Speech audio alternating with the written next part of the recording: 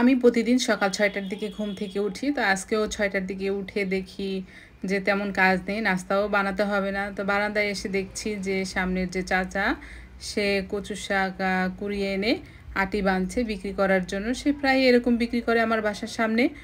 আর এই যে দেখেন রাস্তায় কেউ নেই, ফাঁকা একদম। কিন্তু খুব ভালো লাগে সকালটা দেখতে। যেহেতু তেমন কাজ নেই, আমি আজকে চাটা বসিয়ে দিলাম। সাথে বিস্কুট আছে, বিস্কুট দিয়ে খাওয়া হবে। আজকে তেমন নাস্তা হবে না। আর ভাতটা বসিয়ে দিলাম, যেহেতু ঘরের মানুষকে লাঞ্চ দিতে হয়। আর চাটা বানিয়ে বিস্কুট নিলাম, টোস্ট সাথে ড্রাই কেক। আর আমি একটু বিস্কুট দিয়ে খাবো, টোস্ট দিয়ে ভালো লাগে।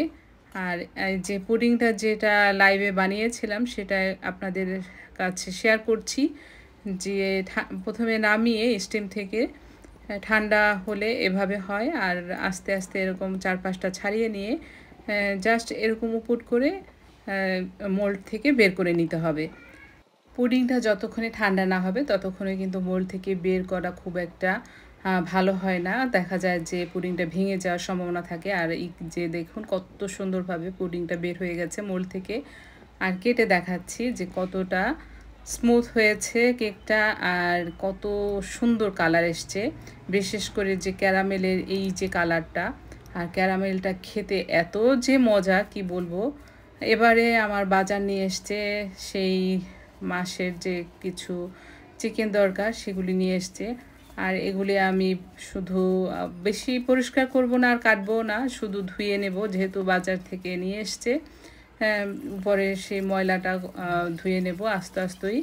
আর এরকম আস্তই রেখে দেবো জাস্ট, কারণ দেখা যায় যে কেটে নিলে মিক্স হয়ে যায়।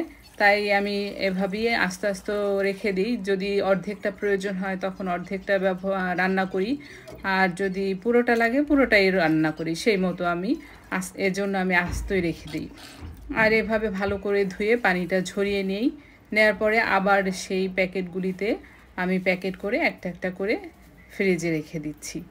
আর এভাবে রাখলে দেখা যায় যে মেহমান আসলে সহজেই একটা লাগে দুটা লাগে বের করে নিয়ে সুন্দর রান্না করতে পারি। মাসের বাজারগুলি দেখা যায় হাতের কাছে থাকলে সারা মাসে কোনো টেনশন থাকে না, কোনো ঝামেলাও থাকে না। যখন যেটা প্রয়োজন তখন বের করে রান্না করে নেওয়া যায়। আর আমি একটা শুধু কেটে রাখবো, কালকে রান্না করব, সেজন্য এটা ভালো করে পরিষ্কার করে নিচ্ছি। উপরের যে মানে মুরগির পশম বা লোম যেটাই থাকে না কেন সেটাকে ভালো করে পরিষ্কার করে কেটে নিচ্ছি। একটু মিডিয়াম সাইজে কেটে নিচ্ছি, কারণ দেখা যায় যে একদম বেশি ছোট ছোট হলে দেখতেও ভালো লাগে না, আর রান্নাটা কেমন যেন হয় আমার কাছে। এর জন্য আমি মিডিয়াম করে কেটে নিচ্ছি। কাটাটাও শেয়ার করে দিলাম আপনাদের সাথে।